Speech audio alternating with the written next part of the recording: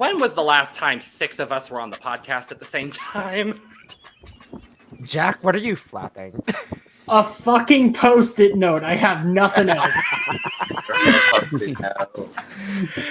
Oh, goodness. Well. Hello, uglies. And welcome to The Cup, the Currently Unnamed Podcast, where we put the real and the tea in reality, and you can always come to us first to quench your thirst.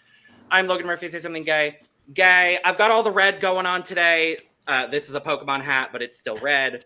I'm using my red mouse, and I'm drinking a Coke Zero because I'm the Coke Zero girly of the podcast today, and because it's red, because blood, because Dragula.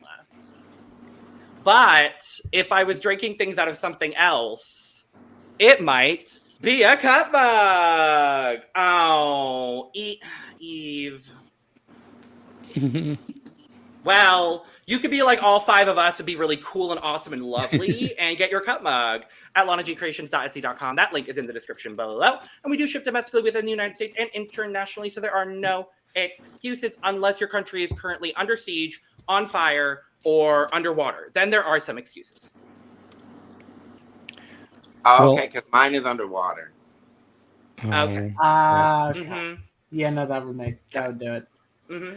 Well, I'm David Healy, and I don't have a cute intro, but I do have a cute shirt. So I've worn my Vander, my bitch, and my bitch shirt. So might as well keep the trend going. I'm wearing my new Wolf Daddy shirt. It's Landon Cider. Woohoo!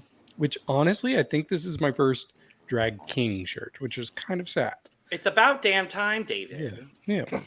And I'm actually not drinking anything because I need to go to the grocery store and get more water. Oh, that's a first. Anyways, Right. I am Brandon, a professional fangirl of Monsters Dragon video games. I am drinking water because, out of the generic. Generic, you said. I had to. Water bottle. Also, it's factory sealed right now because so breaking the fourth wall, I went to All Things Go this past weekend, and this was supposed to be my one water bottle, but I was able to refill others, so didn't have to open this. So this will be here. I am also wearing a cute shirt because my bitch is on this season. I am wearing my Desiree Oddball shirt. So fun fact about this, I got this for free when Zavaleta was in town, and Desiree was like, oh yeah, I got free shirts to give out, so I got this. So I got this for free. So Desiree, I love you, and I'm gonna talk more about you throughout this. So. You probably ain't gonna like me this episode. That part. Jack. Oh, okay. So we're going like that. Jack. It's always always go been like that that. way, Jack. And you think I have a memory. Hi, my name is Jack. I'm the live experience designer, which means I'm more closely related to like haunted houses than drag, but like Dragula's the place for that or something. I don't know. Anyway, I am the founding member of the Gray Matter Thirst Club. If you'd like an invite, all you have to do is simply say why you are worshiping Gray Matter. Any reason. That sounds really interesting out of context, but okay. God damn it. Brooke, go ahead. Hi, everybody. It's Brooke, your reigning and defending queen of the Cup Ringside here, making an appearance on the main channel because why the fuck not? I love Dragula. Yeah, also, I just remembered I'm not supposed to swear because this channel is monetized. Besides the point. Just don't say the C word, everyone. Obviously, I will not say you. cupcake, I promise. Now, beside the point, yes. I'm drinking water out of a generic bottle myself. God damn it. Hold on. Thank you very much. And I would also like to join the Gray Matter Thirst Club. But Great, I'll send you a card. send me a postcard. But yeah, I'm very happy with this premiere. So yay. Hi, everybody. It's me, Eve the Bunny, Chicago drag artiste and queen of Ivy Park. I am wearing one of my favorite jackets because I don't have that many of them from Ivy Park though. But it was from one of the few last drops that she did before she stopped Ivy Park with Adidas. It was a Park Trail drop, so it was a lot of camo and neon orange and stuff like that. So it's very yummy, it's very comfortable, it's very demure, very mindful, all that coziness. I am drinking. I'm finishing off this Polar Pop that I got from Circle K. Circle K, woo, gas station. And then I am very excited about this season as well. I feel like Yuha Hamasaki. I'm like 3 Chicago girls. Three Chicago girls. 3 Chicago girls. I'm very excited, especially because I know all 3 of these girls personally. I performed with all of them. I consider all of them my sisters. I'm very happy that they are here and they are showing what the hell they have to do and showing what Chicago does when it comes to drag. So, yeah, it's going to be a very interesting season, and I'm very locked in and ready for it. Thank God they're on Dragula, because Drag Race sure doesn't want to fucking cast from Chicago anymore. They don't. Somebody said they were like, the Boulets were like Paris Hilton in the Simple Life when she was buying the ice cream cones, and she was like, let me get 3 of those spooky bitches. Like, that's what she said in Chicago. Get 3 of those. Her. We have got a jam-packed panel today for a jam-packed episode of Dragula. A great premiere.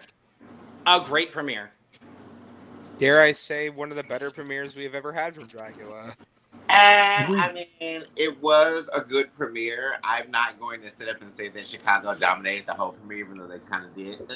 But they did. For better or for worse. I will say there were parts of the premiere that I was kind of like, what? I was like, what's happening? It's very much like, is there no budget this time around? I was just kind of confused by certain things that happened. But I was like, the Boulets, that's what they do. And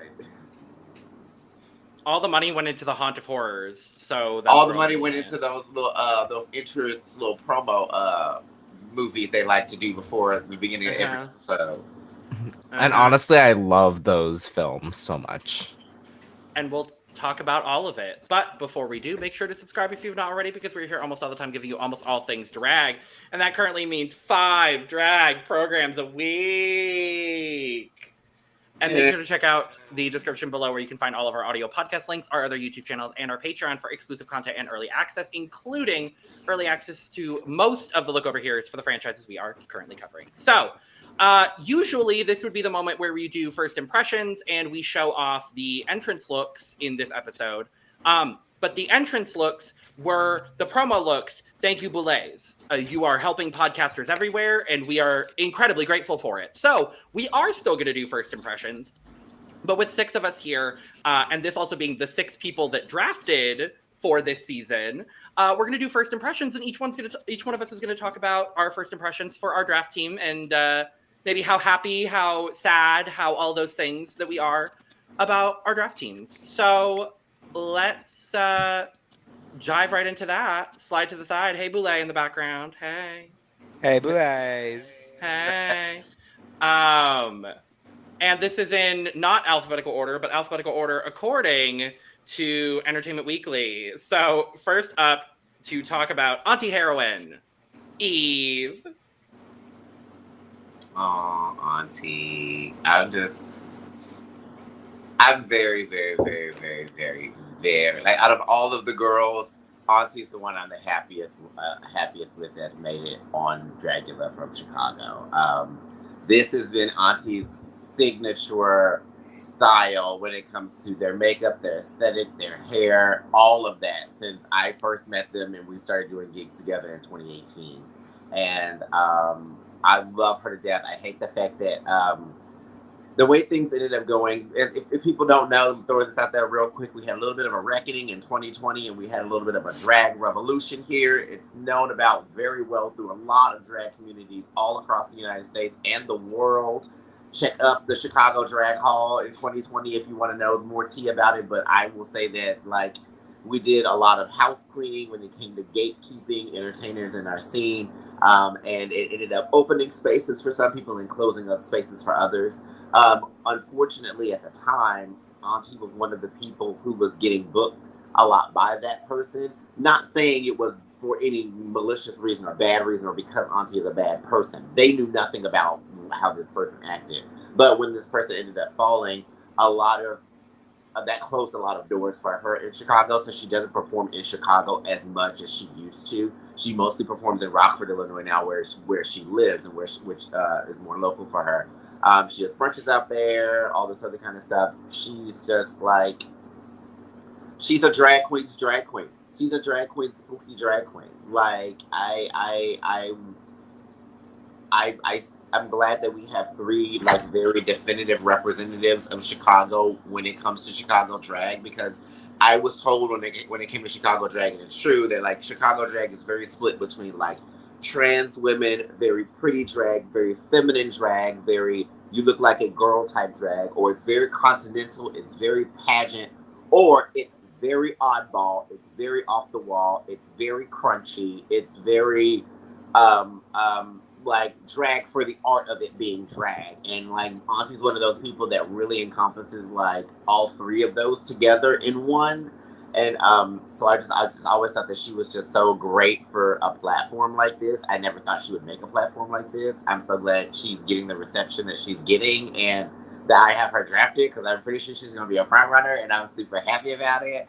But yeah, like I haven't got a chance to see her since the announcement yet, but I want to give her the biggest hug. I love you so much. I love that. Next up, to discuss Aurora Gosmic. Jack, what you got to say about Aurora this episode? First impressions. Oh, God.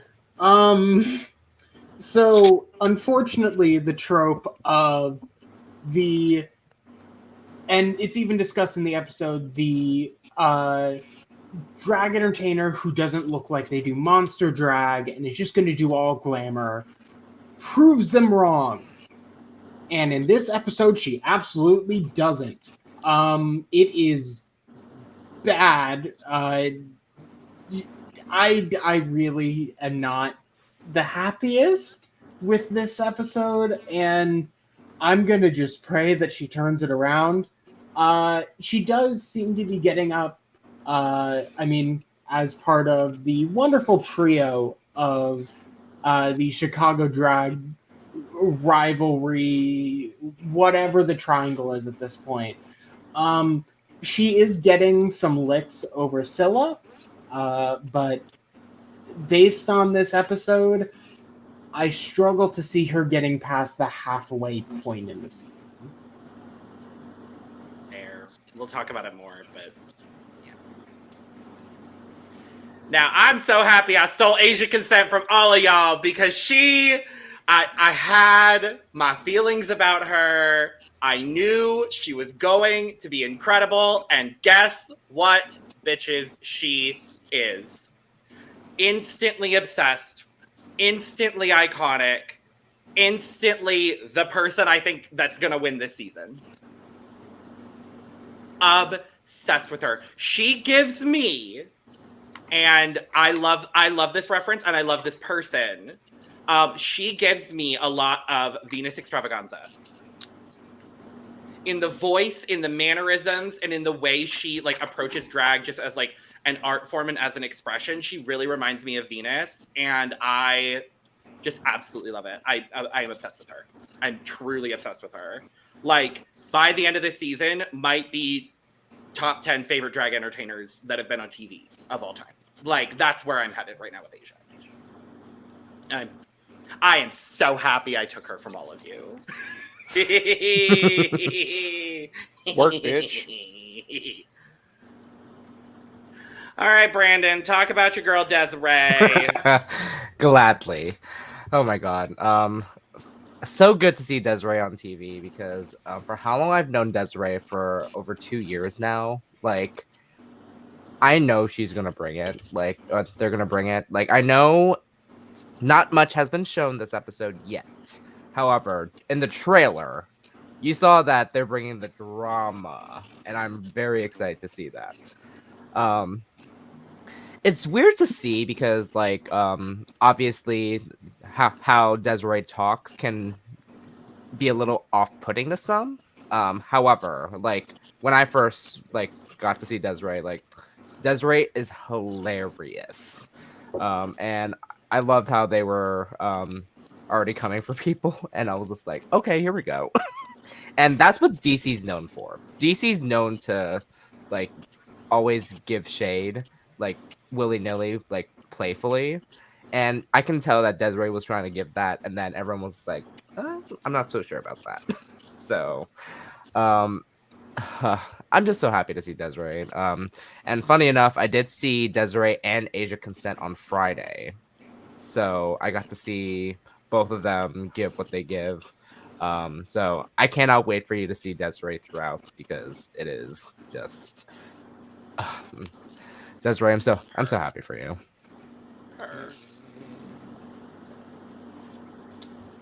All right, David, talk about your gray matter. Yes. I am very, very happy with my draft pick of Gray Matter. I think my team's actually very interesting because both of them have a lot of similarities. I'm going to call my team Silent but Deadly, because Gray Matter and the person I'll talk about later had such a like low-key, like chill vibe the whole episode, but there were so many like really cutting comments. Like, he just knows how to, or they just know how to do a lot of like subtle shade that you might not even pick up on if you're not listening. But I was living for all of his little their side commentaries all episode, just as attractive as we expected them to be. And my God, the drag is just so incredible, and it is valid. And I'm so happy that we had Pi there to validate it when people were questioning it, anti-heroine. But I just am super excited for what they have to bring this season, because I think they are going to be so refreshing and bring some top-notch looks. Yes, God. And conveniently rounding out the first half, because we each have one person from the first half and the second half of this cast alphabetically, Brooke! Yay! Don't talk about Jaharia! Okay, so I don't want to say I got stuck with Jaharia, but I did. Jaharia was the last pick overall in our draft. And I honestly, I wasn't really sure what to expect out of Jaharia, and I think I was pleasantly surprised in this premiere. I really liked Jaharia in this premiere. I think you all slept too hard on this girl, and I think you all are going to come back to regret it. Jaharia is giving narrator. Jaharia is giving long-term contestant. Jaharia is giving dark horse frontrunner for me. And I think in a few weeks, we could be seeing Jaharia and be like, oh my God, I cannot believe I let Jaharia go all the way to 12 and Brooke got Jaharia, because like this was a very good premiere for Jaharia. I think Jaharia has a real shot of making it deep into this competition. I don't know about winning. I don't know who's going to win yet. We've only seen one episode, but I don't put it out of the realm of possibility whatsoever. And I think I'm just really happy that I managed to snag her. As you should be. As you should be. Yeah. Eve, you took a gamble on the second coming of Majesty. What did you think after this first episode? First, the one thing that I also thought, because I was like, y'all, we know me. I am conspiracy queen 350%. I never, ever, ever, ever, ever let production get over on me. You have to get over on production first. You gotta be pooping, hopping, skipping, jumping, flooping, and everything else that randomly just came out of my mouth. Blah, blah, blah, blah, to sit over here and think that they are going to bring back a contestant, not just any contestant, a finalist. And like, she is not going to make some deep, like the minute I saw Majesty on this, I was like, oh, this is going to get insane. I was like, because Majesty never really did bad on their season. And they love James. They love James. Like, the first episode was very indicative of that. I was like, I knew that. I was like, and James also is someone that knows the Dragula format. Regardless of how Dragula has, grown and expanded over the years, they still specifically know what kind of things the Boulet is looking for. They're very much like the Dolly 2.0. Like, I personally don't see a way that they would bring Majesty back and not let Majesty make finals. I don't see that. I don't see that at all. Like, their drag isn't bad enough where they would just fall into the bottom. You know what I mean? Like, I don't see it happening. They might fall in the bottom once. I don't see them going home anytime soon. So I was like, theirs was somebody that also too. I had a very like lukewarm reception to them when I originally saw them on season 2. I wasn't the craziest about them. I didn't like how they like randomly just jumped in the middle of stuff and was just, you know what I mean? Like, just being kind of a butthole for no reason. Like, just to be kind of, I was going to say the word. Just to be auntie about it and everything. But, like, they were someone to me that also gave me the same feeling that I felt about Melissa B. Fierce. When Melissa B. Fierce came up, Melissa B. Fierce was a lot of attitude, a lot of, you're not going to tell me that I don't know what I'm doing, that I'm not supposed to be here, done that, this, that, and the other, and I'm just going to continue to excel, and you're going to eat it. And so, like, I'm glad that we're getting to see James again. I would be very okay if we saw some evolution in James' personality, and James was a little bit nicer to people, but I still want to see some season 2 James. Who's James? Who is James that you keep talking about? Formerly. The artist formerly known as James Majesty. Formerly. You know, black folks, we're going to call him that's their old school name. That's the government. That's the government. I was about to say dead name. Well, no, I can't remember who said it, but someone said, like, Majesty said in the episode, I dropped the James because it felt so vain and so, like, self-righteous. And so it was like, and Majesty doesn't? That was Desiree. That was Desiree. Brooke, about my person, and you took my moment. Well, this is your moment. Have it. It's okay. I don't give a damn. This was her moment. You had it. Right. It was my moment. No. But no, I love this outfit. I think it's sickening. I think it's very Vivienne Westwood inspired. But it also shows me that, like, James is going to come with a level of drag that might not be the biggest when it comes to, like, sci-fi or prosthetic or, you know what I mean, this, that, and the other. But James's drag has always been about telling the story however they do it. Especially, like, with this one way that they did, like the first one that they did. So I'm just very interested in seeing more of Majesty. Her. Jack is up, and we've got Pie. I'm still sad it's not P. You know, I'm very, very happy with how Pie, not P, is doing. They're immediately coming out to be a narrator of the season, where a lot of the early conversation is just centered around them. Well, not centered around them. They basically give a bunch of comments. And I'm really enjoying this kind of, like, very upbeat presence that Pie is bringing of, yeah, you know what? I'm going to just celebrate everyone. Is it slightly... It's very contrasting given everyone else. We have also seen that Pie has just a little bit of safe placement fear. That's just what I'm going to refer to it as, where if they're not on the top, they are slightly afraid that they're not doing well enough and they're not being seen. I am going to pray that does not become the prevalent storyline and they don't get knocked out right before finals. I'm really happy with how they're doing, especially this first look. I just love it. It's so dumb, yet so good. But I am cautiously optimistic that they are going to make a deep run.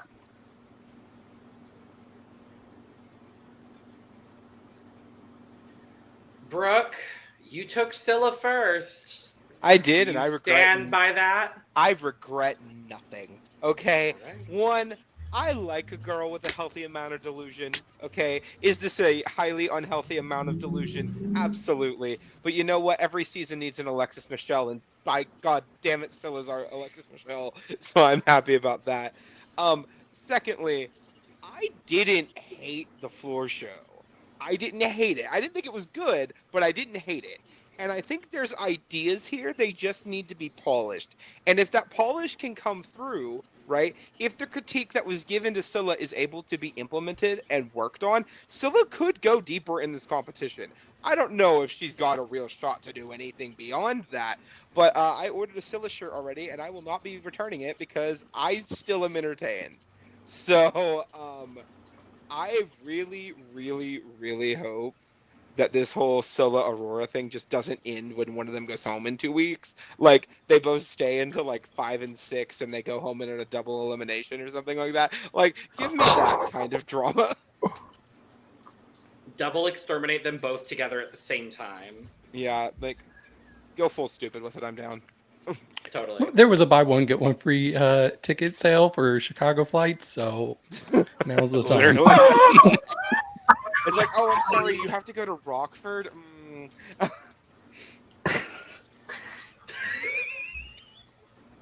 Damn. Anyway, Severity Stone, Brandon, first impressions on Severity. Okay, so what was weird about the editing in the very beginning? Obviously they were like showed Severity coming in, and then right after Severity came into with all the monsters, it was just Desiree saying, "Oh, they're tall. That's it." And then that's all we got. And I was like so confused. So No, Pi also said that they thought Severity faded into the background. Yeah, that was all that we had. Yeah, those were like the only two things that came up, and of course I was confused what was going on. I was just like, oh no, is this what I think is gonna happen? And she got set up. Julie. Yeah. However, I will say this, coming off vibes, I love Severity because, like, again, when I first looked at this outfit, I was drawn. So that's why, like, it was part of the reason why I chose Severity as part of my draft. So, did that translate? I don't.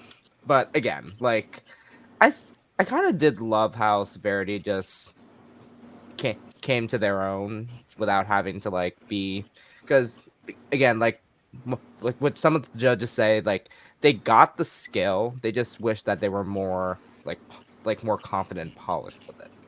And I did kind of see that unfortunately throughout the entire episode. Unfortunately did fade in the background, didn't see much like stuff from like the making their costume, although I did like love like the concept of what they did. So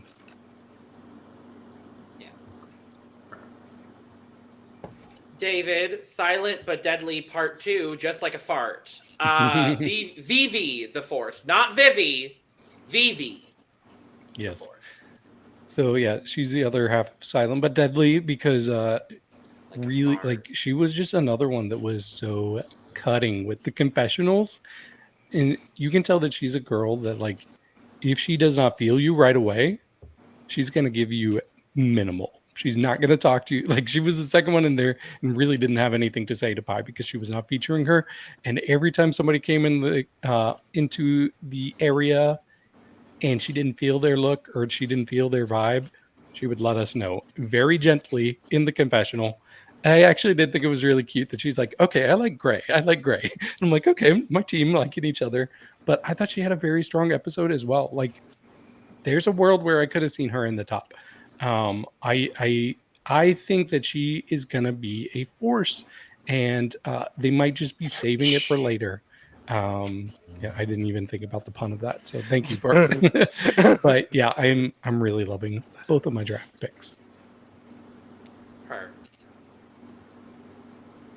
And I don't know how y'all ended up leaving me with Yuri second to last, but oh boy, am I thrilled about it, honestly.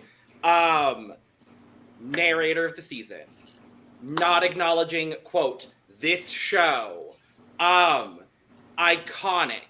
Beautiful. Going to cause drama. Probably gonna make it far. So happy for Yuri. a stumble of a first episode, a bit, but still a strong presence in the episode nonetheless. I also forgot how attracted I am to Yuri out of drag. They said it, but this is a hot cast. Oh, this cast is hot. This cast is hot. Gray said, now I know why they say hello, uglies. Hello, uglies. Gray's like, well, I'm the hot one, obviously. Well, yes. But they all come in, they walk down a spooky tunnel where they get scared. And some people get scared, and some people are Aurora falling all over the ground. Some get assaulted. Can we? Some of them got assaulted. We better clip the way Logan just said "spooky tunnel" because spooky tunnel. The Boulets are rolling over in their grave right now. They hate the word "spooky." Ooh. Well, girl, you're a bit spooky. Ooh, girl, you're a bit spooky. It is spooky season. Oh my. Oh God. Happy October, everybody. Also, I the wig snatching of it all.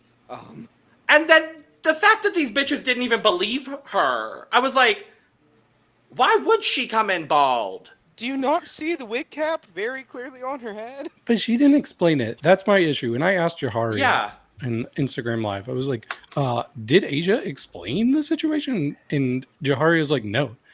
She said what we saw on the show. And I'm like, what? But I think what it is, I think Asia didn't want to seem bothered. Like, sure. It's a thing. She didn't want to be the person to complain or whine. Well, they took my wig. So I actually really appreciate that from her. I think that's kind of fierce, honestly. Yeah. But yeah, they all come in. They do their squabbling, and their Vivi is not literally featuring anybody. No, everyone's like, the fuck Asia. And they all have tickets to... We all have tickets. Why do you keep asking? I'm like, everyone... But it was like, all of a sudden, they all had their tickets in their hand, and I was like, where did these tickets come from? It's their tickets to the promo shoot. Just hand. Literally. It's their tickets to the Neo Hoodoo show. I'm so sorry. Well, they all get introduced to the season by Neo. And I actually thought this was a really sweet sentiment. Like, I'm not the world's biggest fan of Neo, and I said that last season, but the sentiment was really cute. I do love the idea of having the current reigning drag super monster introduce the season. I hope that they continue with this. And it may have just been because Neo lives in LA and it was very convenient, but I liked this. I thought it was a lovely introduction to then the first challenge and the first fright feat, because it was a fright feat. Yeah. Even though they didn't say it was a fright feat. They didn't say it was. It was the initiation ritual, which we have every season. The Haunt of Horrors. I do want to acknowledge probably my favorite thing that happened at the very beginning of the episode. It's when everybody's coming for Scylla because of the very visible breastplate line that she didn't even attempt to cover. But she has a confessional. She's like, you know what? It's not that big of a deal. I don't think the Boulets will even really notice or care. And then it like zooms into a poster of the Boulets and it says ominous music in the subtitles. And I'm like, yep, they care. Then later on, when they're talking about all the queens, and they literally bring up the fact that Scylla didn't cover her breastplate. Mm-hmm. And they were glad that everyone else read her for it. Yep. But since when do the entrance looks matter now? Yeah. That's my only thing. But, you know, whatever. Eve, are we losing you, Eve? Yes, you are. Okay.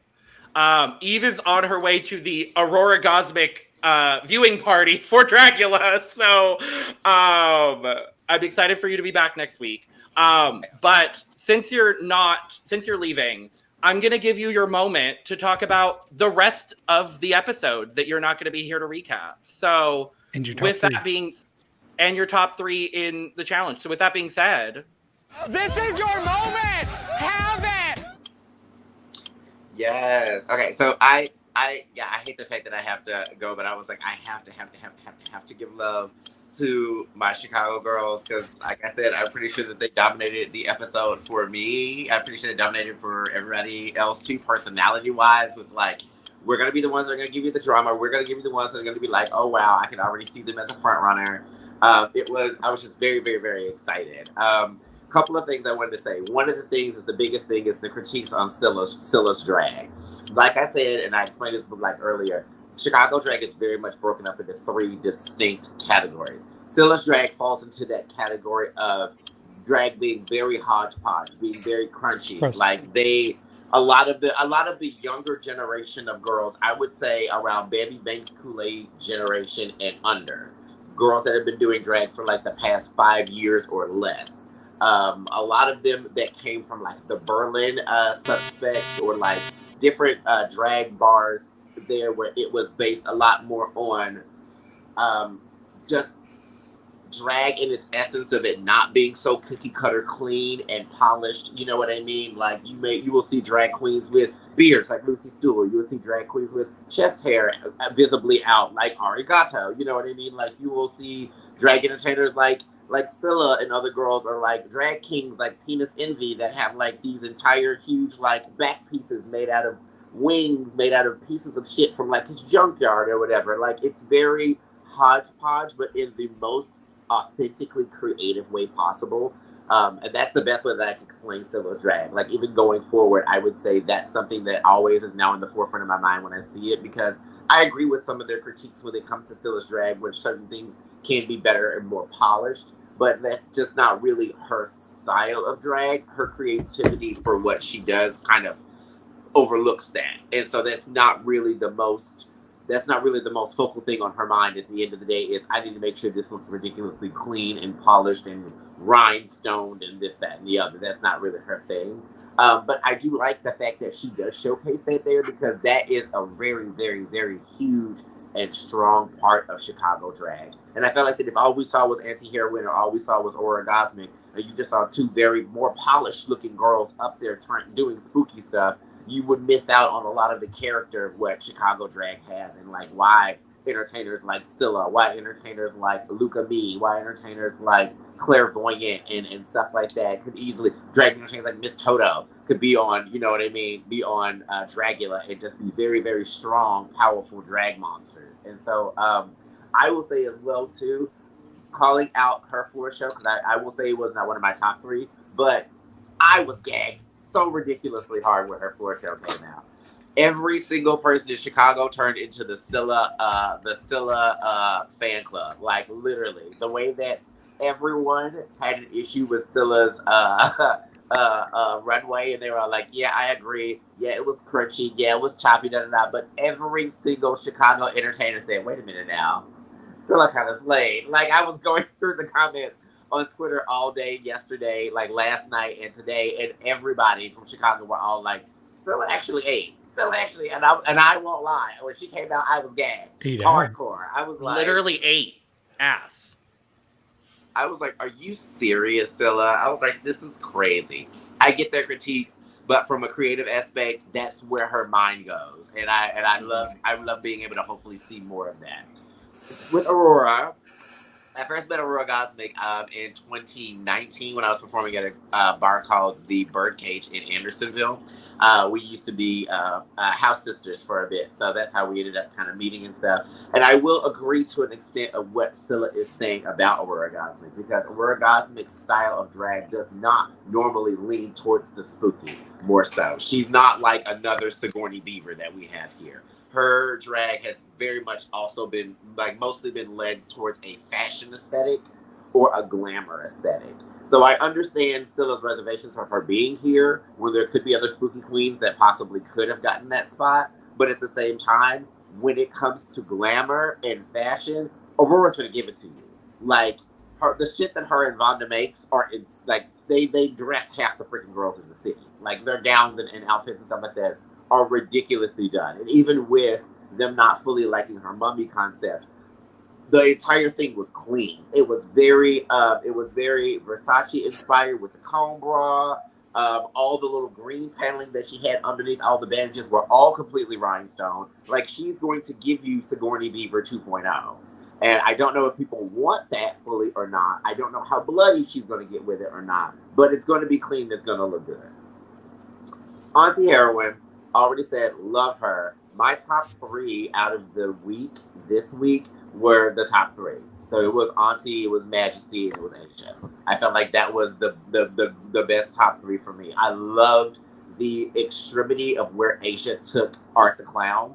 Like, almost like Art the Clown meets the Joker meets like the Cruella movie with Emma Stone in it. Like, it was just very put together. Like, it's very so artistically done. Like, that would be like some kind of graffiti that someone would spray paint on a wall, and then somehow it would come to life and start killing people. Like, it very much gave me that aesthetic, almost like if it was done in the Wiz style, very graffiti. I live for that.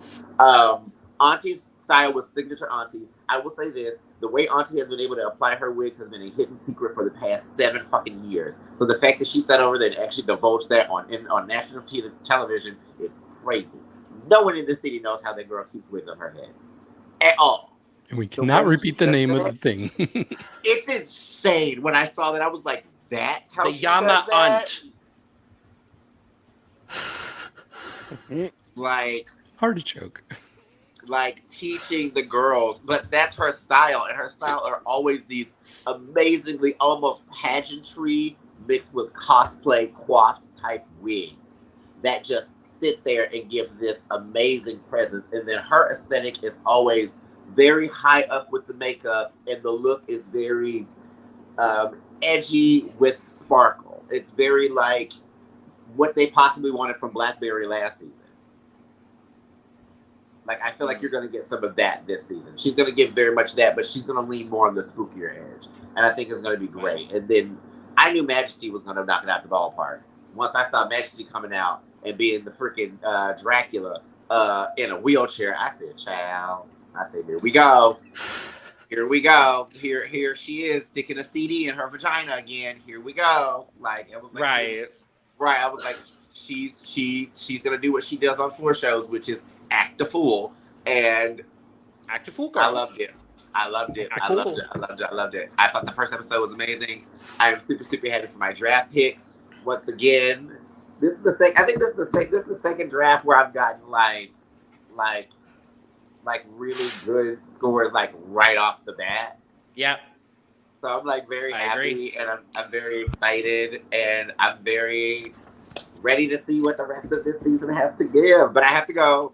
And I love everybody so much. And I will see you guys next week. And we will talk more about Dragula season 2. No, not season 2. Season 6. Season 2. Chicago versus the world. Chicago versus themselves versus the world. Send love to Aurora for us. I will. Bye, baby.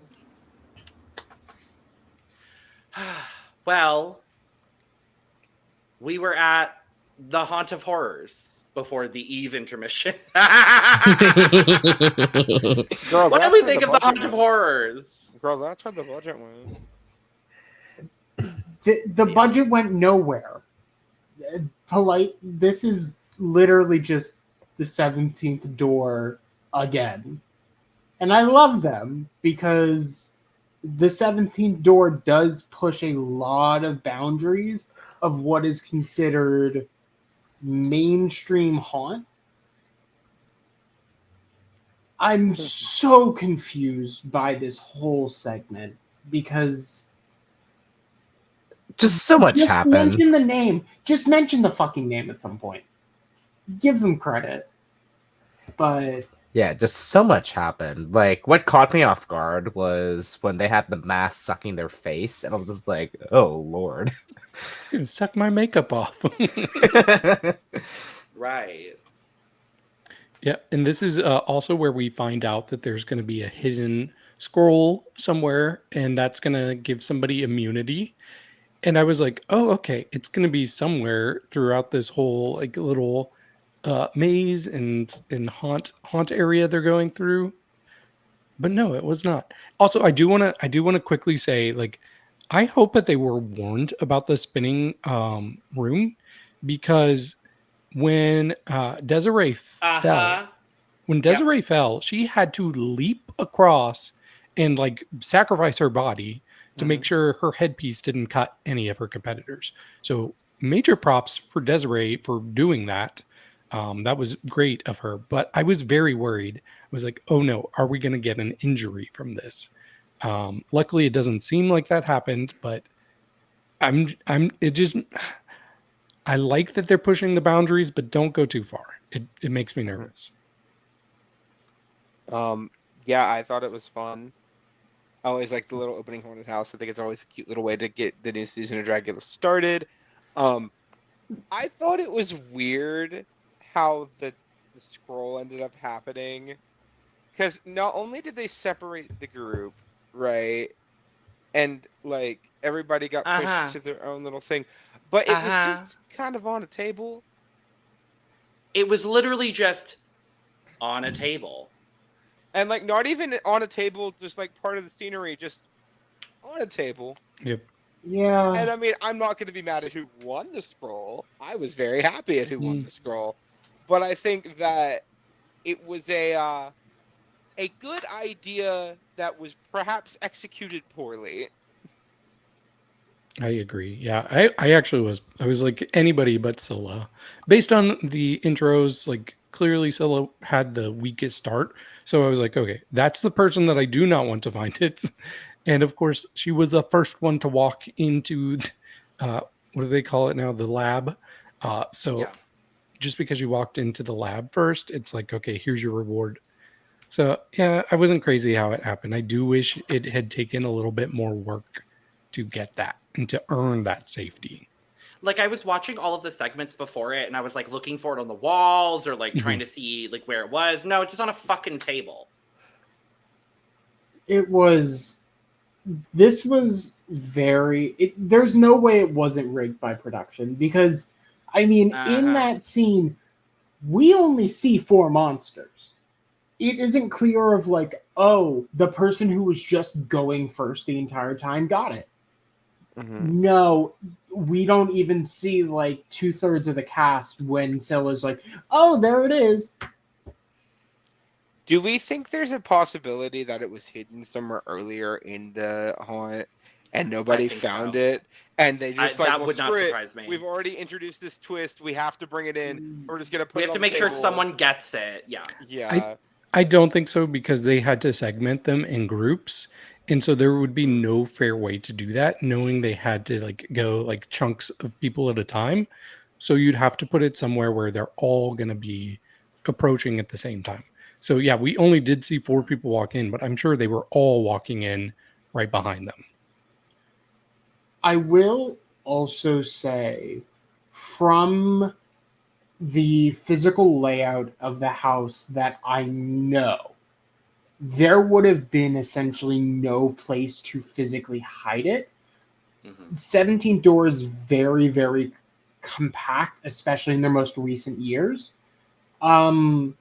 If I remember right, the room where the scroll actually is like their 3rd room. Meaning that like they would have had to have hid it in the first 2 rooms, and the first 2 stage elements are their first 2 rooms.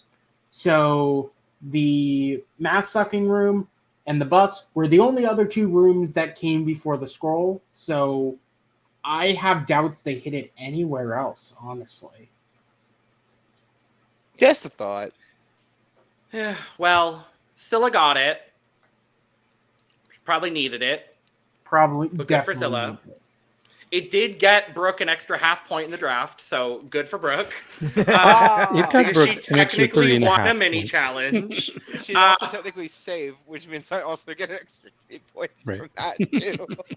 You got at least 1 more point than you would have potentially gotten. Girl wasn't going home. There's no way they would have let the drama go home this early. But like, fair.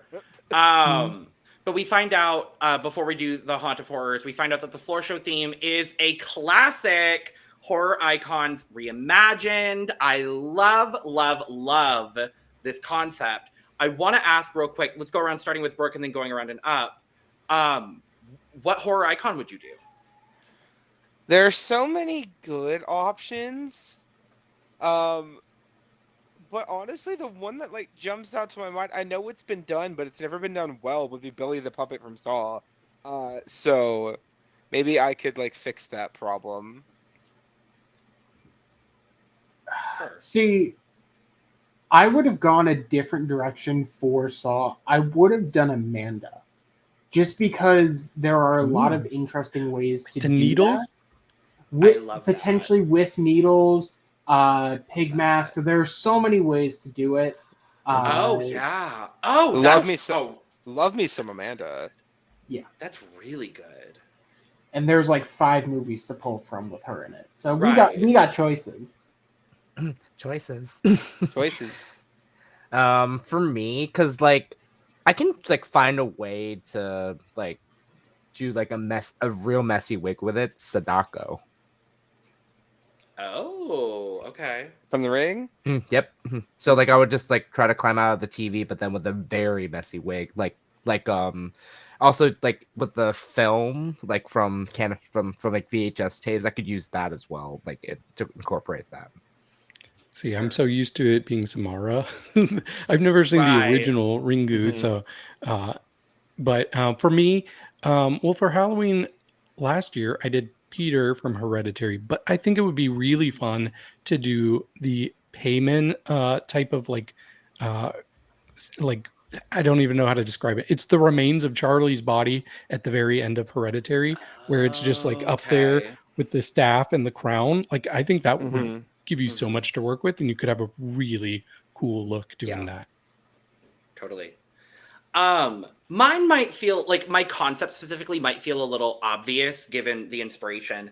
I would probably do Midsommar, but I would do man with bear inside as opposed to bear with man inside. Like I there would probably have to be some sort of like suit, and then it would open to have like the bear insides. Like that's kind of the concept that I would be going with. Valid. But I think that'd be really cool to execute. I don't know how. I'm surprised you've seen that movie. I have. I was like, me asking this question, fully knowing I have watched maybe 6 horror movies in my entire life. So Logan, I set myself up. Did you watch Midsommar because Florence Pugh was in it? Yes. Absolutely. Oh, there we go. Or did you watch it because you heard about Dick? Both, I'll be honest. Okay. The other concept that I thought of that would be really cool is like a gender bent version of Annabelle. I think would be kind of cool. Ooh. It's an overdone trope, but I think there's a way to do it based on some elements of the movie that I think would be kind of cool to do some gender fuckery on. So I think that would probably be the other route that I would go. But we go into the long table room, my favorite room, which we didn't talk about the intro at all, but I love that we had the whole movie and completely directed and inspired by the Boulets. I thought it was really, really cool to do. And then it comes to them on the studio showing the long table room and then coming around. It was so cool. I loved the way that they did this intro. Yeah, I did not even clock that it wasn't an actual room. It's just kind of this open part of a set. So I thought that was really cool to see. Yeah. And it is called the Lab. I had to do the research because it used to be called the Cauldron, right? Yeah, it used to be the Cauldron, and then they turned it used to be the Boudoir. It used to be the Boudoir. Yeah. Yeah, and then the Cauldron has always been the like untucked equivalent. Right. But yeah, so it's the boudoir, the laboratory, the long table room. I like calling it the long table room. Lab could be an acronym. Maybe it's like long ass booth. I don't know. Long ass boudoir. Long ass boudoir. I love that. You could have ate with that. get some drama and some goodie bags from the long ass boudoir. I don't know why I went to WAP there, but sure. That's funny though, because I was watching an Instagram live with a lot of the cast a few weeks ago, and they were all talking about their goodie bags, and they're like, "Oh yeah, I had my shirt and I wore it around," and then somebody like was like, "Oh," and pointed at my shirt, and I'm like, "Oh yeah, I probably should not be wearing this." I don't remember who it was, but no. But I love these goodie bags. We're getting the full intro after they scared them half to death. We get a whole lot of Mehron makeup. We love a Mehron sponsorship, especially because they are kind of the premier brand that does a lot of the makeup that is best for drag and special effects. So I love that we're getting all of this makeup stuff. And this is where the drama from the start of the episode that we kind of glossed over now comes to full fruition. And as we alluded to, Chicago versus themselves versus the world. Everybody is coming for Scylla because of the breastplate. And then Scylla's coming for Aurora because she's not even a bit spooky. And then everybody's fighting. And then Pie's being a little ray of sunshine. But everybody else is being shady. And like, this is the Dragula I missed. Okay, after last season, and honestly, even Titans a little bit too, and season 4 to a lesser extent, I have missed the everyone is just an asshole Dragula, where no one is bullying anybody. They're all just being shady, and they're being shady unts. And this is the definition of shady unt Dragula, and I have missed it so much. I think one of the most interesting dynamics is actually Scylla and Auntie, because Auntie was not even close to Scylla's biggest cheerleader throughout the episode.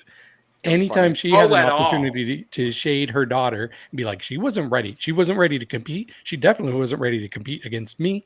This is not how I raised her. I'm going to bend her over and spank her butt. she was not having her daughter this episode at all. At all. Like, I was like, what is their relationship like?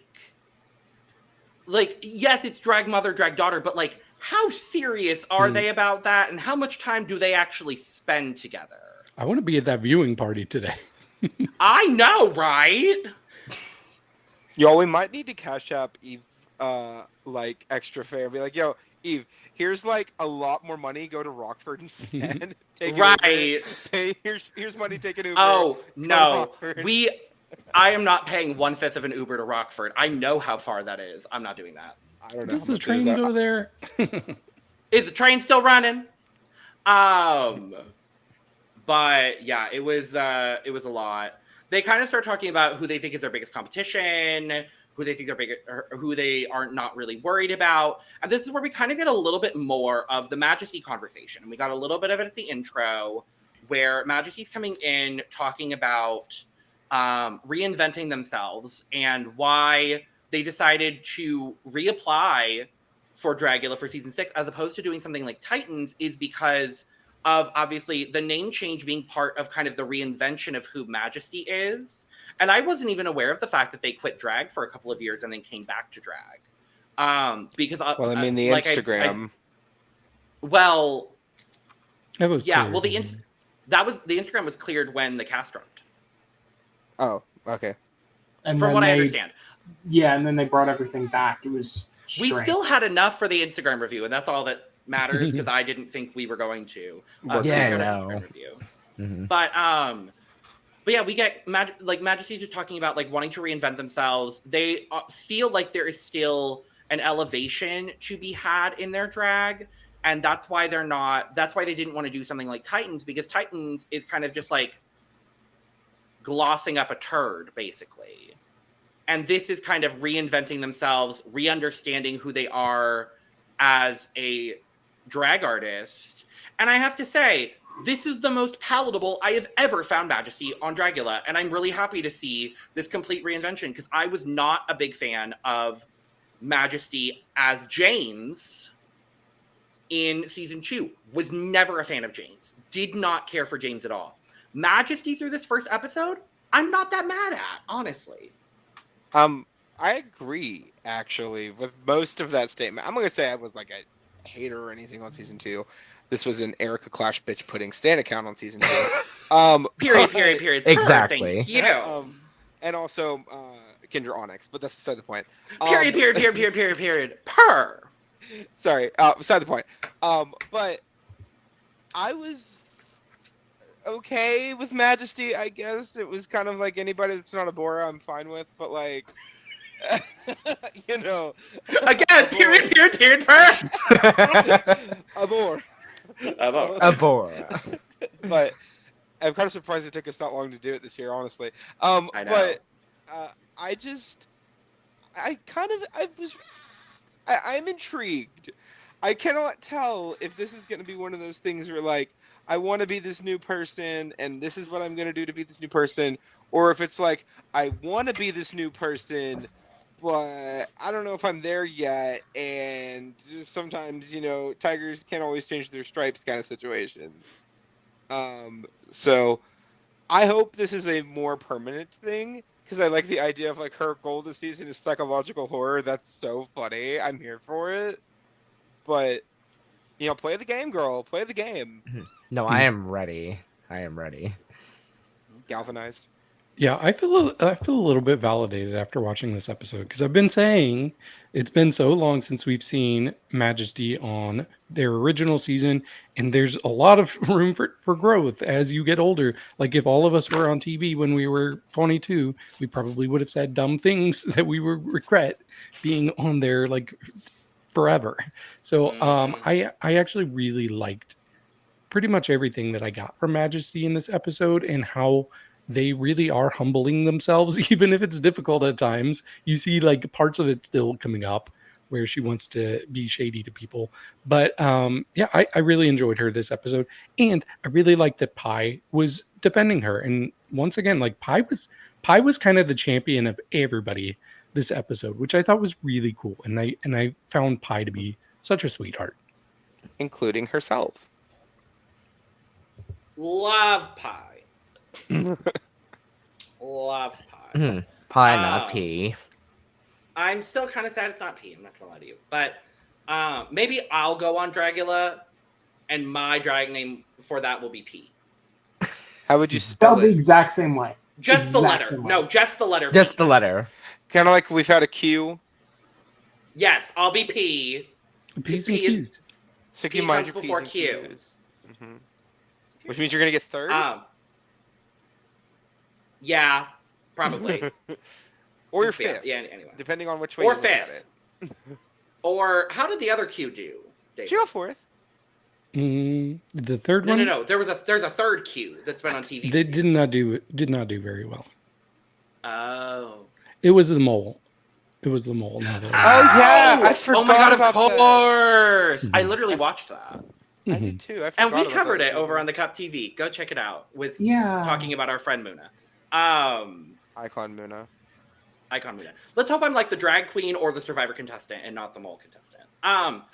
But yeah, was there anything else? We then get the moments of them in the long ass boudoir, talking about like doing all the stuff, getting ready for their floor show, everything like that.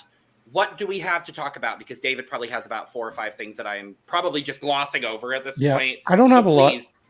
I did want to touch on Yuri of it all, and Yuri referencing the other show that she did. That show? Yeah, and I was like, what was so bad about House of Drag? You didn't have fun competing on House of Drag with all of those queens? Like, why the shade? Why can't we just acknowledge House of Drag?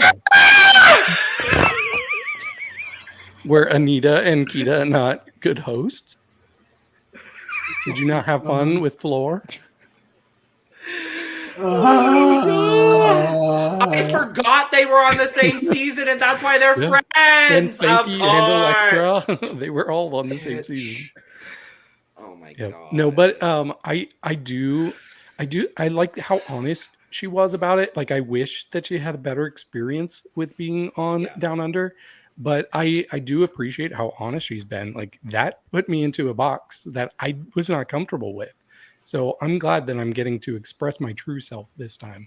So I really like Yuri, and I am getting so much more personality from Yuri in one episode than I did the whole Down Under season 2. Yeah, I just really love Yuri. And they're so hot. They're so hot. So hot. So hot. I think when we give our top 3 on the floor show later, we might also have to give our top 3 hottest contestants. Well, maybe Jack's two, because answer, we gray all matter, probably gray have. matter, gray matter. We all probably have gray I was matter. gonna say, I think we all share the gray matter. So Yes. then the other 2. Mm-hmm. You know who was Let's do that later. okay? Because Think one of about it them was now. actually more attractive out of drag than I even expected them to be. Yes. So, Yes. speaking of the Yuri of it all, we do find out that both her and Majesty are planning to do the same character of Dracula.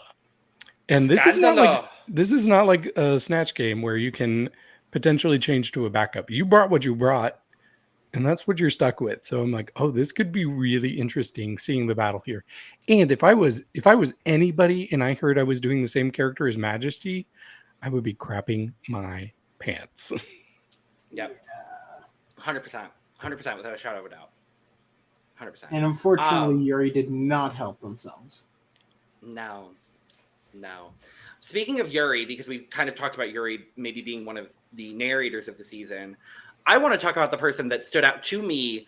There are a couple people that I think are vying for narrator of the season, but there is one person, and it happened in this moment where we find out that they're doing the same character. Jaharia.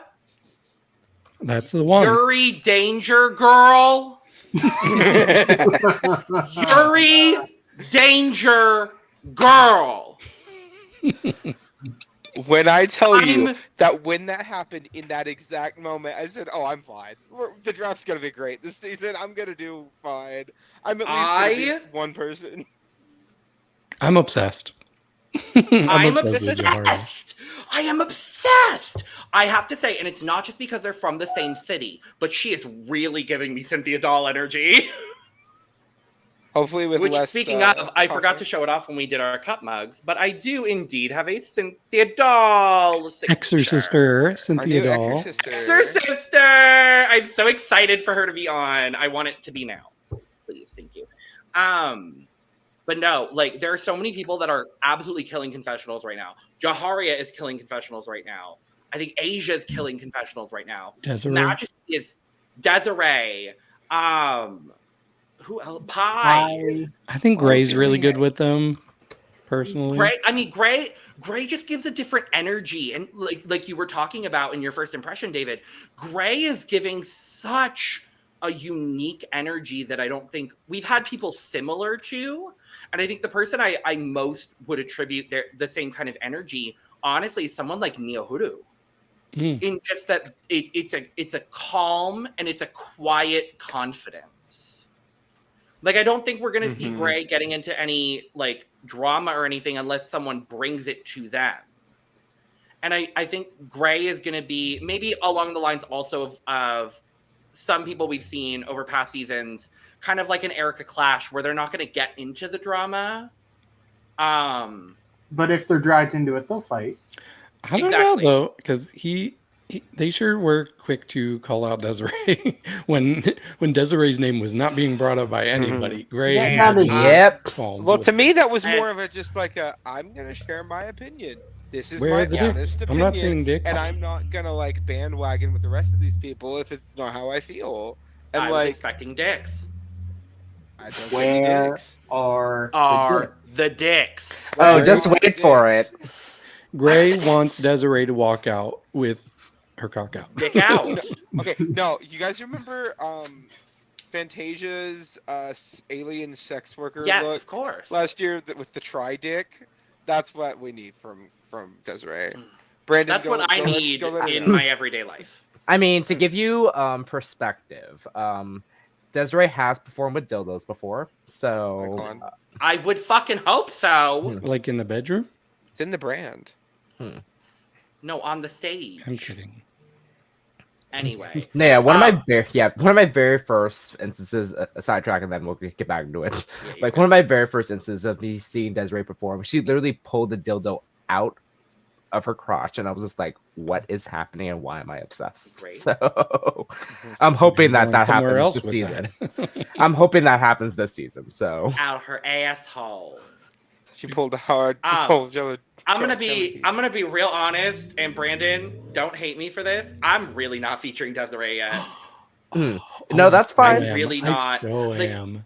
I'm really not. There is just something like there's a difference for me, and there's a subtle difference for me between shady and just like kind of mean. And for me right now, this is my opinion again. I am happy to be proven wrong in subsequent episodes if she makes it that far. But there's just for me, it's just verging on a little bit of like too mean. Like some of the comments I think are made in earnest, shady, like there's an earnestness and there's a shadiness to it. It's coming off as mean.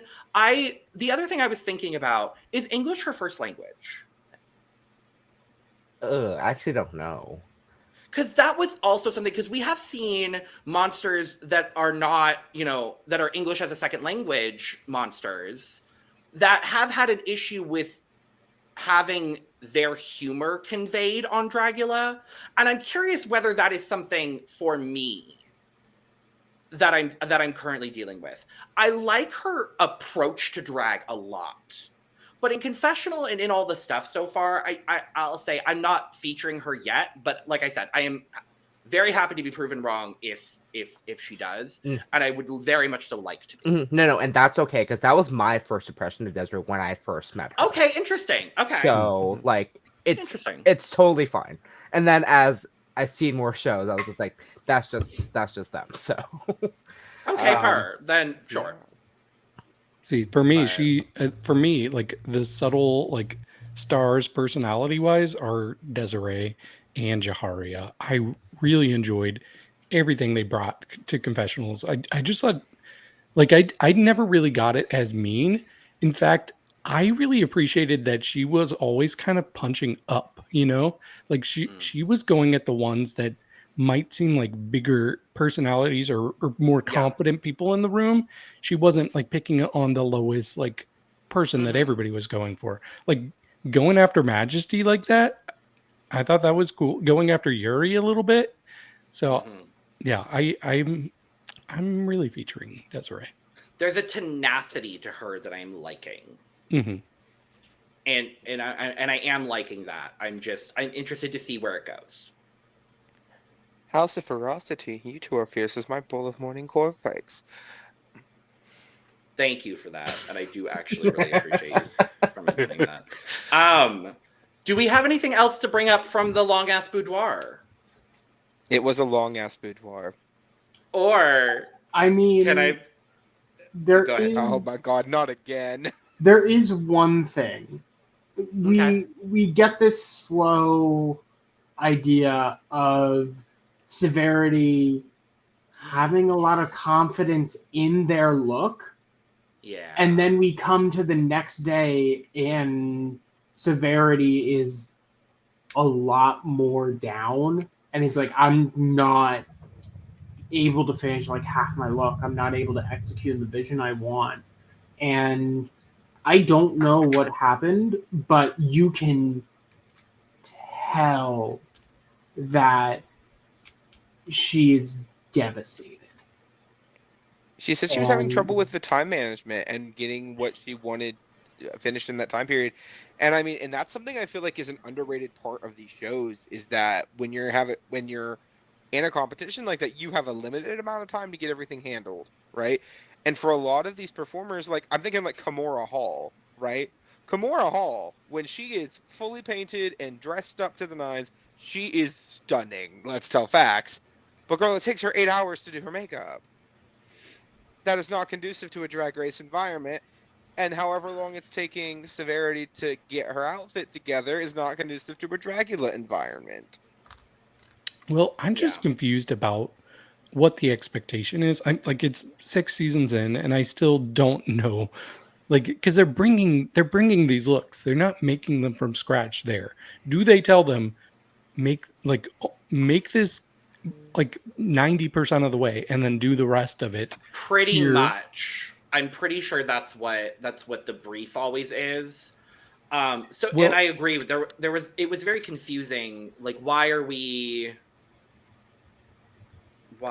It's like, did you not have the costume made enough beforehand? Is that the issue, or were you more ambitious about what portion you thought you could do in the lab? So I don't know. I was a little confused by all that. Yeah, definitely. It was a sharp shift. I agree with you, Jack. It was a sharp shift, and it was like, huh, what, huh? But now, is it time? Is it time? Everyone pretend to be doing their makeup. Oh my god! Attention competitors. Attention competitors.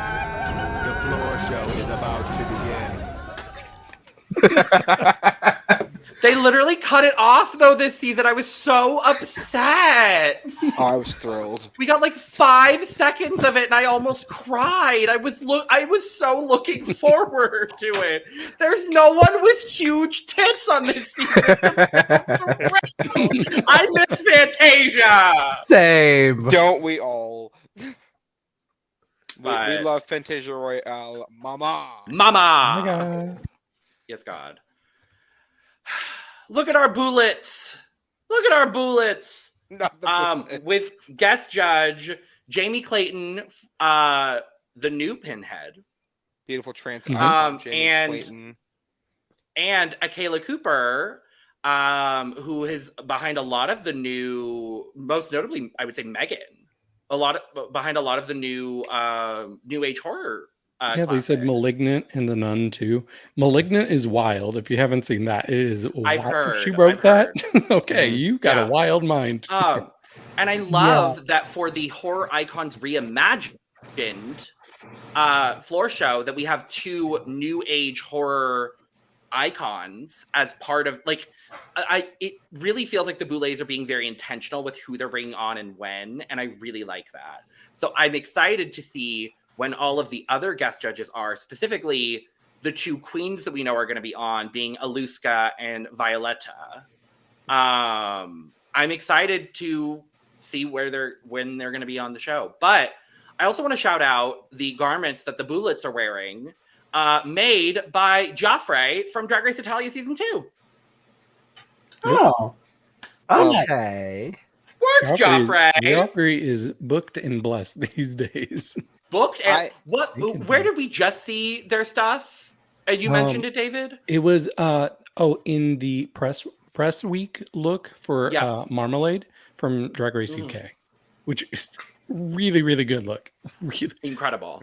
Yeah. I'd also like to specifically shout out Jamie Clayton, because Jamie Clayton is like one of the most prominent trans voices in horror. So I'm just really excited to see her here. She's also been on like Sense8. She was one of the main characters on Sense8. If you've watched that on Netflix, that's what my roommate knew. That's what my roommate knew her from. Well, exactly. It was a big show when it was on. But like, I'm just, the guest judge lineup this season is so great, and I'm really excited to see more of them. But I will be fangirling when the Chucky people come out. I just want that established. I will be fangirling when the Chucky people come out. I understand. R.I.P. Chucky TV series. Don't talk about it. I'm so mad. I also want to. So I'm not super familiar with Jamie Clayton. I did watch the Hellraiser that she was in when it came out, and I remember it being like in the news. Oh, we're gonna have a woman play Hellraiser the Pinhead in Hellraiser this time. And I kept hearing that it's going to be a woman playing Pinhead. Never once did I know, never did I hear about her being a trans woman. And I love that. I love that it was just about her being a woman playing Pinhead. And so this was the first time I realized that she was a trans woman. So that's awesome. And she's fucking stunning. Oh, she's so beautiful. Gorgeous. She's beautiful. I'm 45. She doesn't know 45. Where? Respectfully, ma'am, where? Stunning. You're telling me she's not in her 20s? No. What the fuck? Every single person on this cast is younger than her.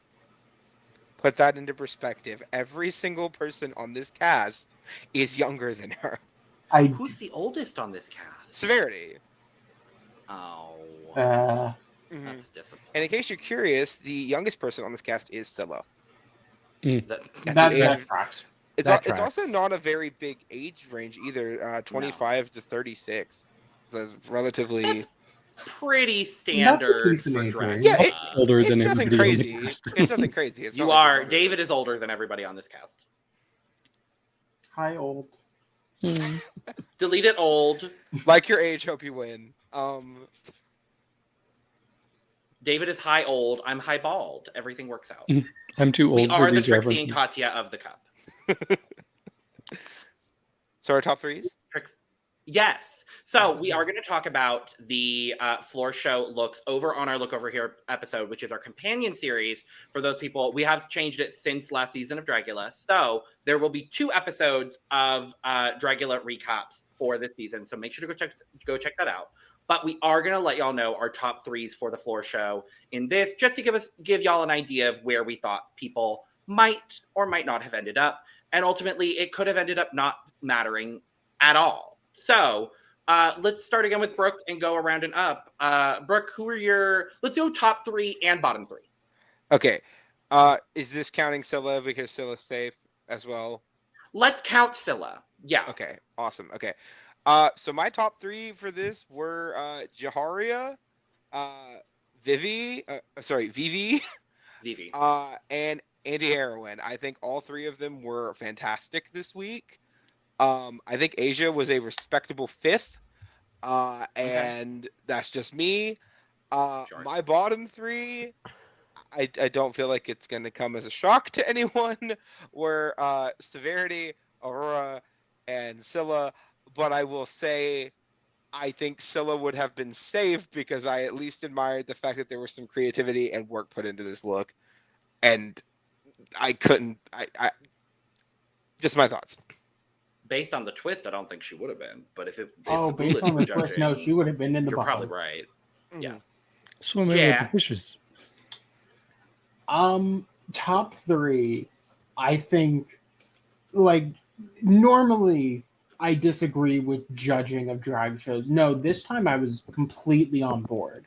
My top 3 was Majesty, Asia, and Anti-Heroine.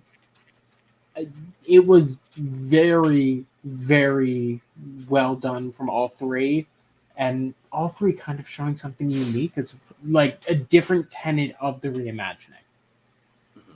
Bottom 3, I also pretty much agreed with, being Severity, Aurora, and Scylla, all for basically different reasons of not polished enough, just the concept wasn't far enough, and you have to tell me who you are trying to represent in order for me to see this as that monster. Fair. Yeah, mine were Auntie, Asia, and Majesty. Because, like, Auntie just blew me away, and Asia, oh my god. Like, I think I had, like, a semi-orgasm looking at Asia's outfit, because I was like, that was good. So, and then I did agree with, I did unfortunately agree with Brooke's bottom 3 as well, with Severity, Scylla, and Aurora, so... Well, for me, I think there was a pretty clear top 2 this episode, and if one of those 2 people didn't win, I would have been very shocked, and that was Asia and Majesty. But for me, I actually have a different person that was in my top 3, and that was Grey Matter. I really liked what Grey brought. But for my bottom 3, I'm going to deviate a little bit from you. Like, obviously, I do think Scylla belonged down there, and I do think Severity belonged down there. My third one was the one that I never once throughout the entire episode. Got the reference. I had to ask Logan this morning, who are they referencing? But that was Desiree. I did not get Five Nights at Freddy's at all. Same. Okay, and I was looking at it, and I know I'm talking out of turn here. Desiree was like fourth from the bottom for me, but I was getting like, I don't know if anyone here's ever played BioShock. I was getting a Big Daddy from BioShock. I can see that as well. That made a lot more sense to me. I didn't get FNAF out of that one bit. If she hadn't said she was doing FNAF earlier in the episode, that's the only reason I knew, and that's what I told David this morning. I was like, it's only because she said that's what she was doing. Well, honestly, I had forgotten she had said it too, and I was checking Wikipedia earlier to like, to prepare a little bit more, and it said she chose the animatronics from FNAF. I'm like, what? That's what it was? Okay, I forgot. No. It was a very niche reference, unfortunately. It did, unfortunately, like, knowing that fandom a little well. Yeah, no, it was a hard reference into what basically a specific character that isn't recognizable. Just go based off of like standard Freddy, because that's what everyone's gonna know. That's what I thought it was, but I'm wrong. We'll talk about it in It's like half and half, anyway. Yeah. So my tops and bottoms are actually a little bit different and spicy. Ooh. Spicy bottom. Yes, I am. Thank you very much. My top three was Asia, Pie, and Gray Matter. With a very, very, very, very close fourth of Anti-Heroine. Very close. Was my fourth place. My bottom three were Severity, unfortunately, Scylla, and Majesty. Oh. That's why. And I will explain why in Look Over Here. Majesty was not in my top half. So with a very close fourth from the bottom, also of Desiree. I guess I gave top four and bottom four, whatever. Work diva. But we find out on stage, our top three are Auntie, Majesty, and Asia. And overall, I can't be too upset at this top three. I'm not too mad at it. I understand why Majesty was there, but I clearly, obviously disagreed. And we find out that the winner, the first floor show of the season, is Asia Consent. Yes. Period. Yay. I'm not mad. I just don't get it. I understand. I don't. I feel like there's a pretty good. Watch the Look Over Here. Yeah, if you want my thoughts, we will be fighting. We will be fighting. But I think there's a pretty good track. We're just gonna have a difference of opinion. Well, maybe I want to Which will turn into a fight. I think there's a pretty good track record for the person who wins the first challenge winning the whole season. So I definitely have my eye on Asia. Before the season started, Asia was my winner prediction, and it's definitely secured after this episode. I'm looking now because now I'm curious. Vander won the first challenge. Bitch did not lose the first challenge. Majesty won the first challenge. Okay.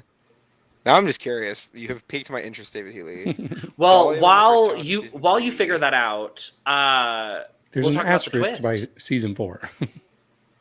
Well, yes. Well, even then. But we get a twist. Oh, y'all wanted a twist, eh? Come on, season 6. Let's get sickening. 666. Yes. And the Boulets decide, guess what? We don't want to decide who's up for extermination this week. Y'all are voting because we are some messy ass producer hosts. So out of the past 6 seasons, counting Titans, we are 3 for 6 on the first person winning, the person who wins the first challenge winning season. Note. Continue. And after this season, it'll be 4 for 7. But who was the first person in season 4 when all of them were there? It was Saint. Oh, it was okay. Yeah. I was gonna say, who was it when Dolly wasn't there? Was it Astrid. Yeah, that's what I thought. I thought it was Astrid. It was like, yeah. Well, Julie. Well, Julie. Well, no Astrid curse on Asia. Well, Boulet. So when I first heard this twist, I was thinking it was going to be more like the Golden Beaver twist, where they just vote for somebody to be safe of the bottom 3. Mm-hmm. But then they said, no, it can be anybody. It can be people in the top. There's a world where we could have had in the Extermination Challenge, we could have had Anti-Heroine and Majesty. And that is wild. That's nuts. Hey, Dragula. Loved it. I loved That's every Dragula for single ya. second of this. Well, because 1, that didn't happen, which was nice. But 2, it's the drama. I'm here for the drama. I was really hoping they would say screw you, Boulets, and put somebody who was safe in the bottom. I mean, they couldn't do Scylla, but like, show me like them voting for like Desiree or somebody like Vivi, like somebody who's like did okay or really well or somewhere in the middle, but like we're just not vibing with you or something like that, and just throw them in to throw them in. Didn't happen. We'll talk about the thrown votes because there were a couple of thrown votes. There were 3. There were 3, but let's talk about the cauldron, because we go straight to the cauldron with our serve vodka. We love we love an obvious product placement 3 seasons in a row. And the girls are fighting. The girls are fighting. Of course they are. Of course they are. I mean, the level of delusion we got from Scylla, I think, is almost unmatched. She was weaponizing she's like BFA. Like that level of delusion. Mm-hmm. She just was like, well, I was going to be safe either way. And like it did not even click to her that even if she wasn't in the bottom 3 by the Boulets, the rest of the cast was 100% good. Like she could have got a unanimous vote to be in the bottom. Honestly. Yeah. But yeah, and I love that Auntie was like one of the first people to call her out. Auntie was like, yeah, some people here did not get the reimagine part. And Scylla's like, say their names. Well, how about you, daughter? Mm-hmm. I mean, again, like I mentioned at the beginning of the episode, I am here for the delusion. I love the delusion. You always need a delusional bitch on everything, okay? There needs to be at least one delusional bitch every season, okay? Yeah, that's why we kept you, Brooke. I'm not delusional. I know I need to shut up with my no drag knowledge mouth. Okay, I'm aware. But I do have reality TV production knowledge, and I'm going to talk about that. And talking about that, Scylla is perfect TV. I am falling in love very quickly with Scylla as a character on reality TV, not necessarily as a drag performer yet. That was for the Instagram, but like, I'm just. Oh God, I love this cauldron. It was so entertaining. Mm-hmm. And this is where we also get Gray speaking up and calling out Desiree and saying, I didn't get your reference. And Desiree just claps back. And I love the energy between the two here because, I just did not expect these two to be beefing already. And just the way that Gray is so calm, so quiet, so gentle when subtly reading her back. I just thought it was a lot of fun to watch those two. No, yeah, just watching this, like this is how Desiree and I talk on a daily, and I'm just okay. So I'm just like, okay, I know for a fact that Desiree is gonna bring it. Also, I love how Desiree in the beginning was like, oh, there's drinks, like immediately. Like first one to walk in the cauldron, then was like, oh, there's drinks, like of course. Thank God there's alcohol. But for me, I think one of the most interesting things here was Pie, because Pie is off kind of in the corner being quiet. And I guess Pie's been very talkative throughout this whole experience. But this time you can tell Pie's feeling insecure, just knowing anybody can get votes and is wanting to just kind of stay out of it. But cannot stay out of it because other people are noticing it and start calling out Pie and they're like, why are you not saying anything? Why aren't you contributing? And Pie's very open about like, oh, I I don't know how to feel right now. Like I feel vulnerable. And here's the one time I got kind of annoyed with Majesty. Majesty really took issue with Pie's attitude for being safe. But guess what? Pie was not safe. There were two people that were safe, and that was Scylla and that was Asia. So I absolutely understand why Pie was now insecure, because now it could be about anything. It could be, oh, did I rub people the wrong way? So I don't think that the attitude was about, oh, I wasn't a top. It was about, oh, I am vulnerable for this vote, which is a fact. So that was a time where I was like, chill out, Majesty, you're wrong.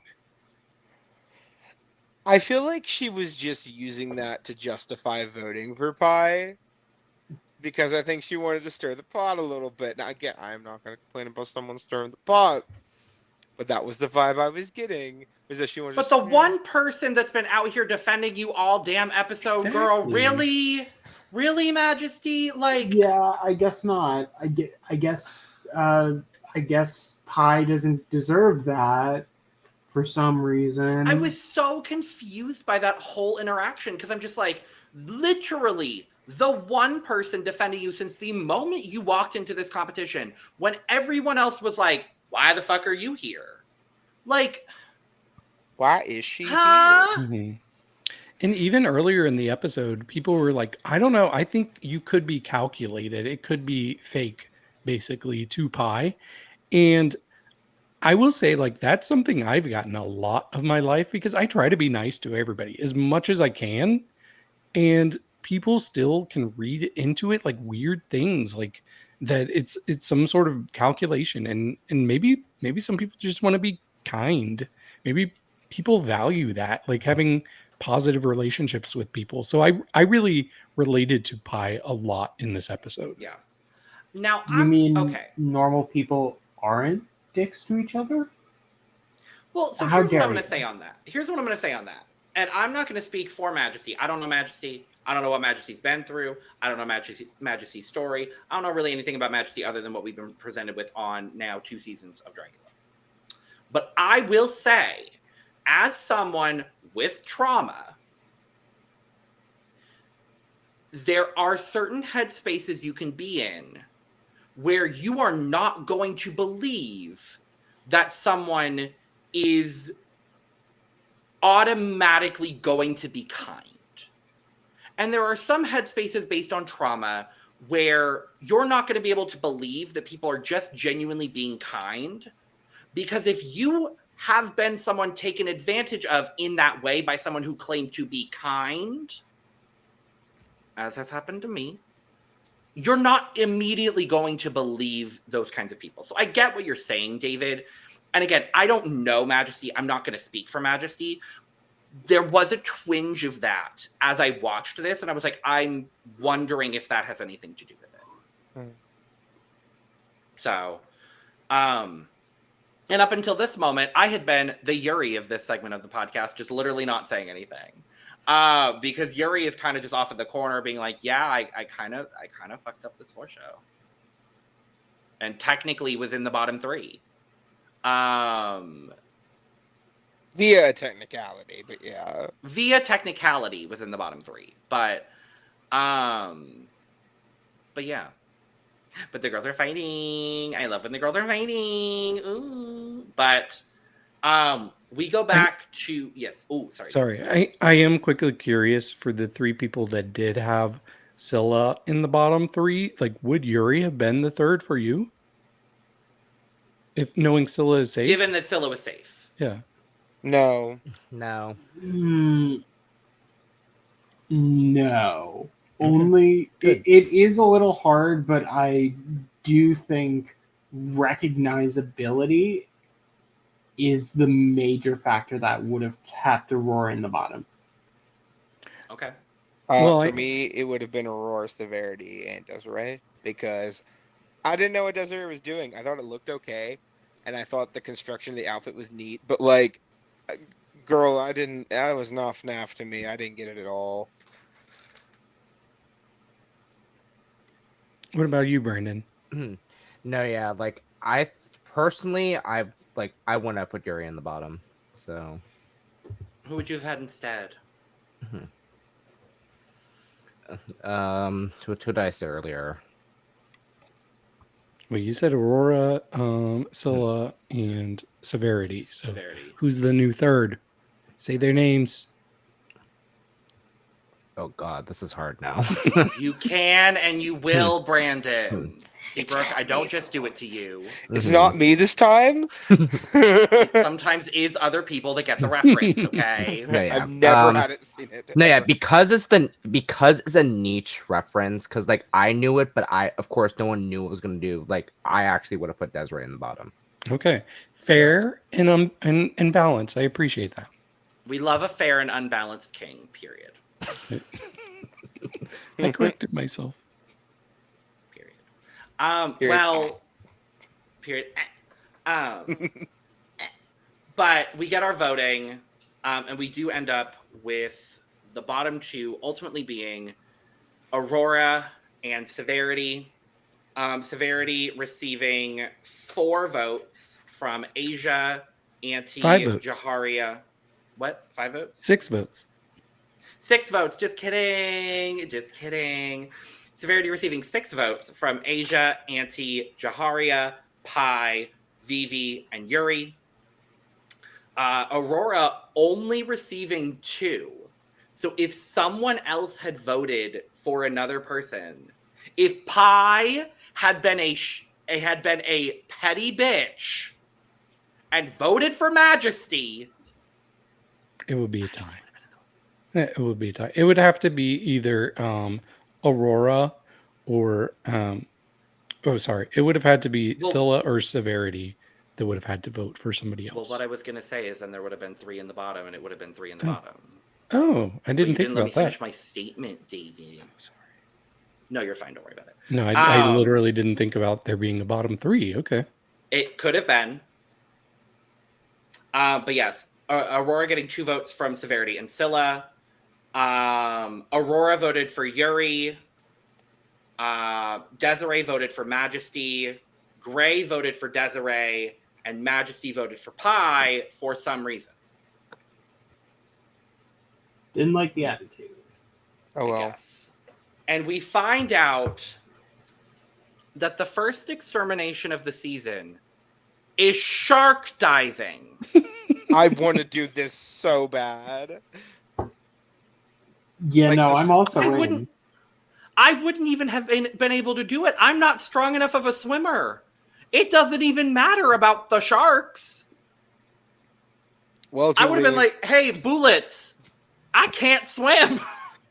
well, Boulet. Well, Boulet.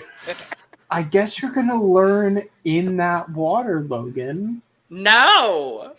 Yeah. No. There are No. safety divers. You're gonna learn. No. We're best friends. I loved this. The second they announced it, I was like, ooh, yay, because this is the type of extermination on Dragula that I enjoy. It doesn't always have to be someone getting strapped down to a bed covered in cheese and attacked by rats. Okay, we can have... But that was low-key iconic. No, it was low-key traumatizing. But I'm thrilled because this was a delightful idea for an extermination, and I was very entertained. Yeah, I really like this. Like for me, this didn't even feel like an extermination. It felt like you get a reward. You get a trip. You get to fly out somewhere, apparently. And you get to have this really cool experience of swimming with these sharks that are not going to hurt you. And it's funny because I was watching with my old roommate. We were texting the whole time.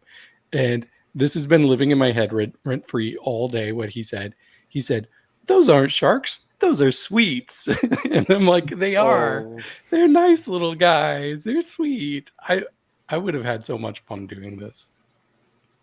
No, yeah, I like me, the nature swimmer that I am. I'm just like, I would enjoy this. So, and I'm just like, okay, this isn't one as bad as I thought it would be. I wonder how cold that water was, though. I mean, It they looked did real specifically overcast. say warm waters. Yeah, it was probably. I think this was around April. Dip into the April cool, or refreshing early. waters of the Pacific Ocean. Yes. Yeah. Please welcome Not to to the be stage, confused with Pacifica the- Ocean. Not to be confused with the cool, refreshing waters of Darien Lake. The Pacific Yes, is colder than the Atlantic. I will say that. Like it's Yep. like unexpectedly cold when you get in there. Yep. Can confirm on several Yes. occasions. Yeah, no, I'm gonna be the voice of reason here. No. Sorry. Next. Not doing it. What, No, Logan? Did you see Soul man. Surfer one too many times when you were in high school? No, Brooke, I literally can't swim. I'm just trying to tease you slightly because yeah. No, I only saw Soul Surfer twice. And you watched that season of Amazing Race? I did. Oh, I forgot. I did indeed. Yeah, because they were one of the most forgettable teams in the history of Amazing Race. 100% without a shadow of a doubt. Literally 10 seconds into this extermination, they're not even in the water. They are driving out to the spot, and I'm like, yeah, I know who's going home. Yeah, no, it's not a I question. know who's going home. I felt bad a little bit, just this much, because like I This do was a feel foregone like I do feel like there is some argument to be made that if you aren't a strong swimmer, that this is already going to be a problem of a extermination for you to do. Because like very clearly, Aurora was a very good swimmer. I don't remember her like popping up for air at all, you know, any of that. Severity, you could tell, not so much, not exactly her forte. And you know, when she got back on the boat before Aurora did, and she had gotten off the boat after Aurora had gotten off the boat, I was like, that's not good. I think that could have been editing as well. Like, I honestly don't think there's a world where they were going to keep Severity if they both went in the water.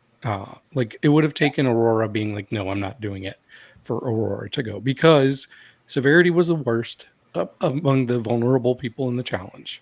Severity's not giving a lot personality wise. So really, I think that they made it seem like she did even worse in the extermination than she probably really did. So Yeah, no, I mean, we literally have the confessionals of them on the boat where Aurora is talking about, I'm ready to fight, I'm ready to do this, I'm gonna enjoy this, and Severity's like, I don't know how I'm going to do. No, Aurora Aurora could just not went telegraph it in. more. Yeah, Aurora just went in and just went in right away, and then Severity kind of was like easing their way in. I was just like, okay, yeah, no, Yeah. Well, Boulet. Well, Boulet. Is that the new thing this season? Yeah, we're going with it. Well, Boulet. Wow. Booley's the host of Dragula, as anti-heroine said. Dragula. Previously on Dragula. Love it. Oh, Severity is our first exterminated monster. I have to say, I really enjoyed this extermination. Mm-hmm. I agree. Oh yeah. Being chased by a bullet and then getting your face smashed into a mirror in a trailer by another bullet. Let's be clear. We are saying bullet, not bullet. Bullet, not bullet. Bullet. I especially like the mirror of it all, knowing that she's wearing a Candyman costume. I'm like, okay, right. you all had felt what you were doing here. It felt fitting. I was low-key hoping they would make it seem like she got stabbed to death by bees. I thought that would have been funny. Bees? Also, when I first heard, I did not catch Candyman at first. Whenever she was first talking about what she was going to do, so when she was doing bees, I was like, oh, "Are you doing Wicker Man?" Which I would have lived for that, girl, if that was. I want to tell you all what I thought about her look over here so bad, like right now, but I'm going to save it. If you want to know what that is, go tune in to Look Over Here. Well, Severity is gone. And with that, half of Brandon's draft is gone. It's R.I.P. Brandon's draft. R.I.P. Well, Brandon's holding on with a dick and a dream. Aren't we all? Well, yes. I'm gonna assume. Oh my Yeah, God. no, unless think. something changed. Kind of. Kind of. But let's talk about our draft standings at the moment. Brandon is in last with 3 points. Jack is currently in 5th with 4 points. David is in 4th with 6 points. Brooke is in 3rd with 6.5 points. I'm currently in 2nd with 7 points, and currently leading the draft is Eve the Bunny with 8 points. God damn it. Let's go, Eve the Bunny. Woo, Ms. the Bunny. Yes. And I would talk about what the preview is for next week, but Dragula doesn't do that. So with that being said, we're going to finish off this Dragula recap. Thank you for joining us for the premiere recap for Dragula Season 666. I hope you return next week where we are going to talk about Episode 2 of Dragula Season 666. Make sure to subscribe, like, and share on the way out because we do a lot more content other than just Dragula here. And check out the description below where you can find all of our audio podcasts, our other YouTube channels, our Patreon, our social media, and where you can get your merch, including but not limited to cup mug, panel full of cup mugs, because now we can do it, because Eve hasn't bought her cup mug. When is the last time we had a panel full of cup mugs this big? This many? I couldn't tell you. Mm-hmm. So we're going to do it again. Panel full of cup mugs, and we all have a cup mug, and you should get one too at lonagcreations.ac.com.